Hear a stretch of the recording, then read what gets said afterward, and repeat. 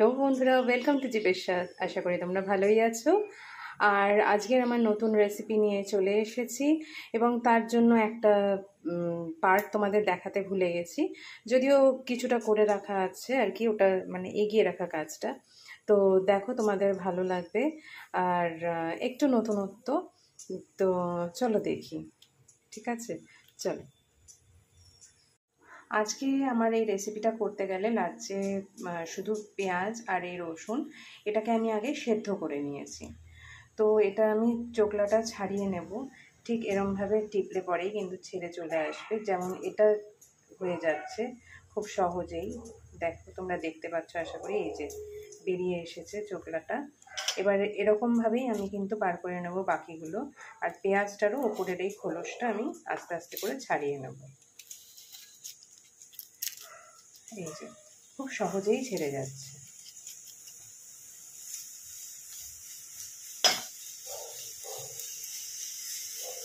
দেখতেই পাচ্ছ। তো চলো পরপর দেখাচ্ছি। সেদ্ধ করে রাখা পেঁয়াজ রসুনের পেস্টটা কিন্তু আমি করে নিয়েছি, আর তার মধ্যে দিয়ে দিয়েছি একটু সামান্য আদা আর 5টা তোমার কাঁচা লঙ্কা। ঠিক আছে, এবার চলো এটার পেস্ট আমি করে রেডি করে নিই। আর এর মধ্যে আমি দিয়ে দিয়েছি পোস্ত, সর্ষে, কালো সর্ষে, এবং দিয়ে দিয়েছি কটা ক্যাশিউ। ঠিক আছে, এবার তার মধ্যে আমি দিয়ে দিচ্ছি একটু চারমগজ।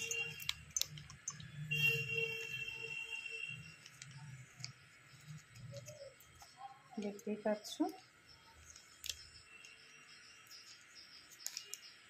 ক্যাশিউ আমি বলে ফেললাম, অ্যাকচুয়ালি কাজু। তোমরা যদিও সবাই জানো, তবু আমি বলে দিলাম এটা, কারণ এটা অনেকেরই আবার হতে পারে যে হঠাৎ করে ক্যাশিউ কেন বললাম। তো যাই হোক, কাজু বাদাম। তো চলো এটারও পেস্টটা করে নিয়ে আসি। আগের পেস্টটা কিন্তু রেডি, এই যে দেখতেই পাচ্ছ, আগের পেস্টটা কিন্তু আমার রেডি হয়েই গেছে। তো দেখো বন্ধুরা, আমার কিন্তু এটারও পেস্টটা রেডি হয়ে গেছে। এবার আমি এতে দিয়ে দেবো একটু টক দই। আমি এই টক দইটা ইউজ করছি। এই যে 1 চামচ দিয়েছি, 2 চামচ দিলাম, আর আরেক চামচের হাফ ধরে নাও। এবার এটাকে আমি সব একসাথে একবার ঘুরিয়ে নেব, মানে পেস্ট করে নেব আর কি। ঠিক আছে, এরকমভাবে তোমরা যদি করো, তোমাদের এটা কিন্তু খেতে কিন্তু খুব ভালোই লাগবে। তো চলো পুরো রেসিপিটা দেখতে থাকো, দেখাচ্ছি আমি। তো দেখো, আমার কিন্তু এটারও পেস্ট রেডি, একদম দেখতেই পাচ্ছ, একদম সাদা ঘন পেস্ট, এই থিকনেসটাই থাকবে। তো চলো তারপরে দেখি কি করছি আমি। তো কড়াই ধোয়া হয়ে গেছে, এবার আমি কড়াই বসিয়ে দিলাম।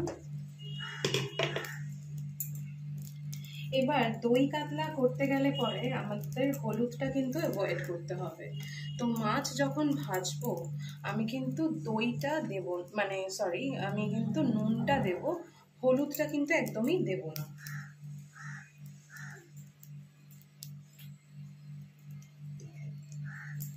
তো আমি দিয়ে দিলাম তেল কড়াইতে। কড়াই আমার গরম হয়ে গেছে, কারণ এটা ফুল ফ্লেমে রয়েছে।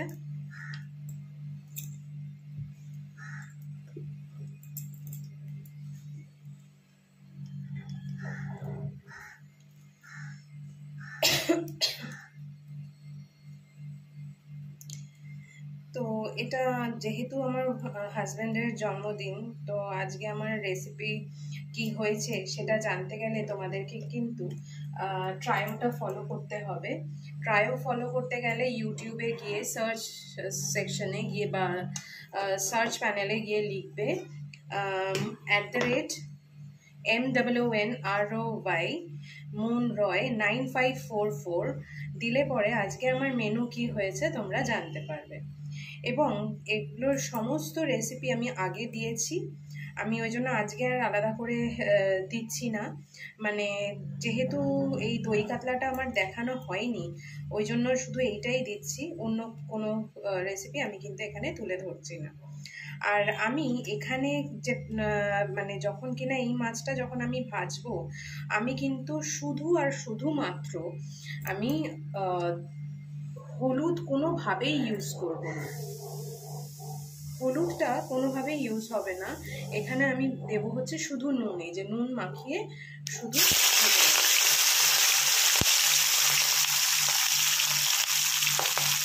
তবে আরও একটা জিনিস আমাদের মাথায় রাখতে হবে, এটা কিন্তু লাল লাল করে ভাজা যাবে না, ঠিক আছে?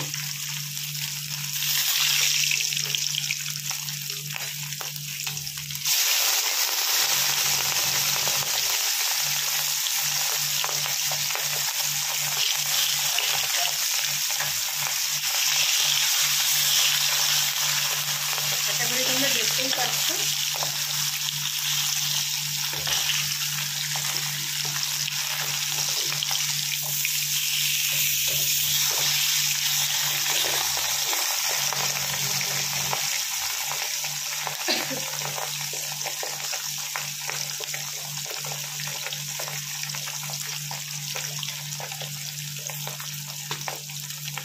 তো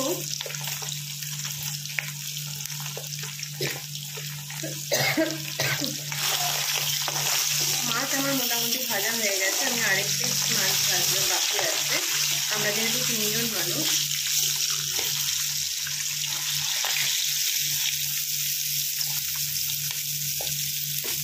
এবার আমি ফ্লেমটা একটু কমিয়ে দেবো, কারণ বুঝতেই পারছো কড়াই কিন্তু বিভৎস গরম হয়ে গেছে। আর মাছও আমার মোটামুটি প্রায় ভাজা হয়ে গেছে, 90% ডান। আর একটু সামান্য এটা হলে পরেই হয়ে যাবে।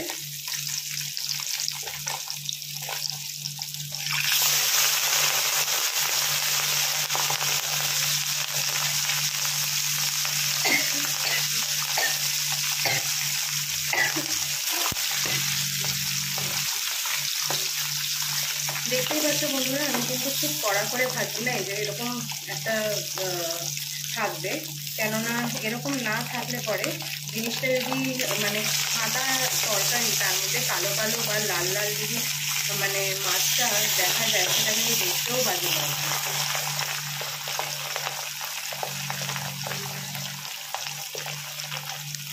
আর মাছ সেদ্ধ হতে বেশি সময় লাগে না, যদিও তোমরা সবাই জানো। তো সেই জন্য আমি পুরো ভাজবো না, মানে পুরো ভাজা বলতে যেটা আমরা কড়া করে ভাজা বলি সেটা কিন্তু ভাজবো না, দই কাতলায় সেটা হয় না।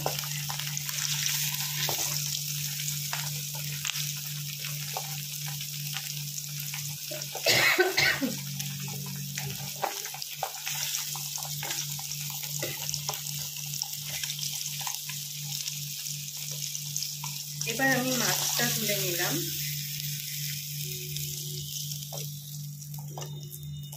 ফ্লেমটা কমিয়ে দেব।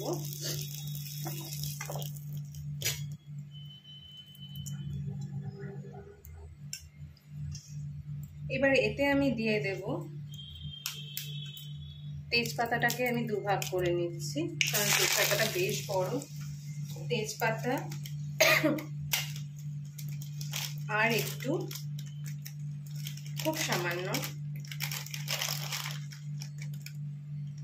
এই যে সাদা জিরে ফোড়ন দিয়ে দেব।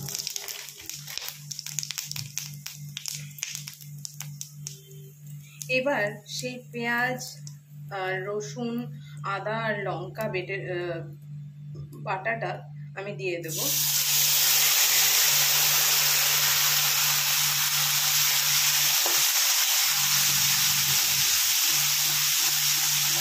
এই মশলাটা কিন্তু খুব ভালো করে ভাজতে হবে। বন্ধুরা, ভিডিওটা স্কিপ না করে তোমরা দেখো, আশা করি তোমাদের সবারই ভালো লাগবে।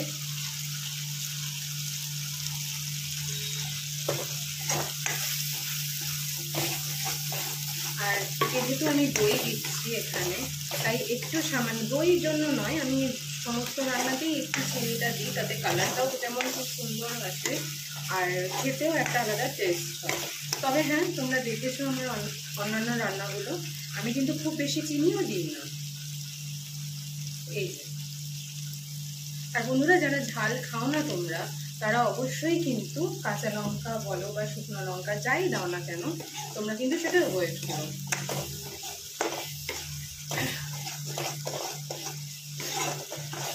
দেখো এটা কিন্তু আমি লাল লাল করে যেটা আমার হাজব্যান্ড পছন্দ করে সেটা কিন্তু করিনি, কিন্তু যেটা হবে সেটা হচ্ছে যে লাল লাল নাই বা হলো, কিন্তু ঝাল ঝাল কিন্তু হবে।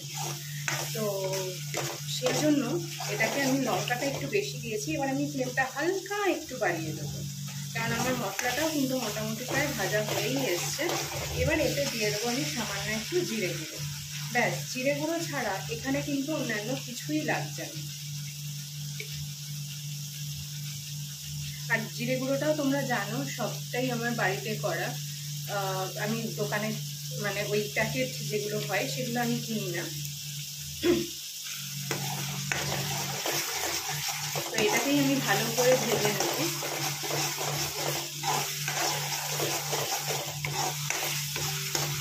ফ্লেমটাও আমার বাড়ানোই আছে।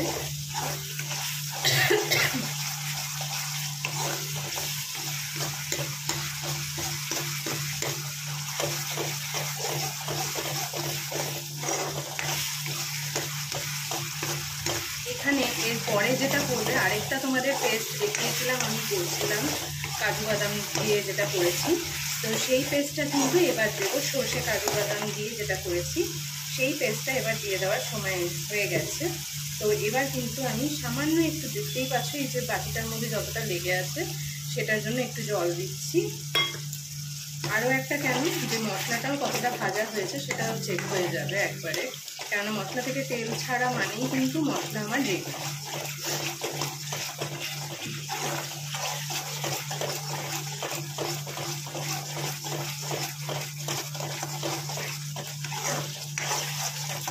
এবং তোমরা বন্ধুরা বাড়িতে এগুলো করে দেখছো কিনা আমাকে জানাচ্ছ না, তোমরা কিন্তু অবশ্যই জানিও। হ্যাঁ, কেউ কেউ আমাকে জানাচ্ছে যথারীতি, সেগুলো আমার খুবই ভালো লাগছে। তবে আমি বলবো যে যদি তোমাদের ভালো লেগে থাকে অবশ্যই একটা লাইক দিও। আর যারা ফেসবুক পেজ থেকে দেখছো তারা প্লিজ ফলো করো। আর যারা কিনা ইউটিউব থেকে দেখছো, ইউটিউব থেকে সবাই দেখছো আমি দেখতে পাচ্ছি, বুঝতে পারছি, কিন্তু তোমরা একটা লাইক দিচ্ছ না, যথারীতি আমিও বুঝতে পারছি না এখন তোমাদের কি এই রেসিপিগুলো ভালো লাগবে না, সেটা আমাকে অবশ্যই জানিও। যদি ভালো লেগে থাকে সেটাও জানিও। দেখো একটা লাইক কিন্তু অনেক কিছুই বলে, তাই না?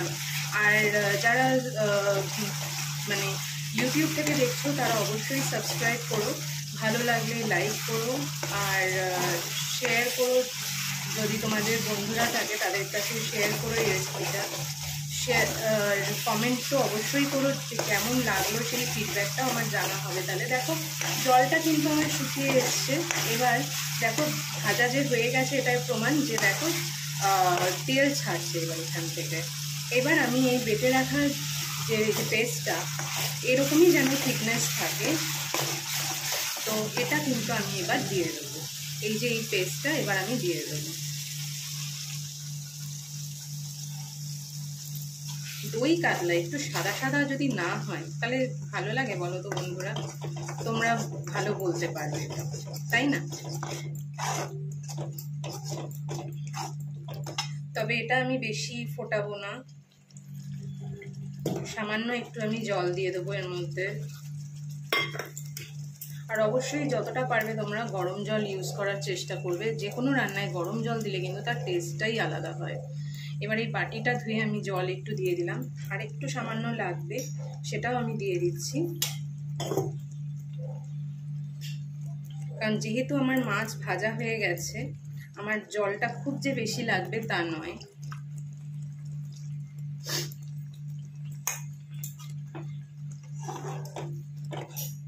দেখতেই পাচ্ছ আশা করি। এবার এটার মধ্যে আমি নুন দিয়ে একদম সিমে থাকবে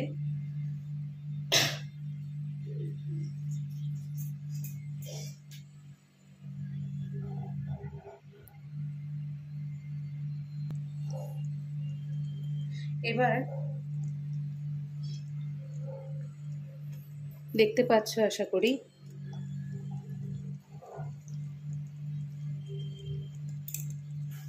এবার আমি এতে নুন দিয়ে দেব। যেহেতু কাজু বাদাম দেওয়া আছে সেই জন্য তোমরা জানোই খুব ভালো করে যে জলটা কিন্তু খুব তাড়াতাড়ি টেনে নেয় কাজু বাদাম, দেখতেই পাচ্ছ।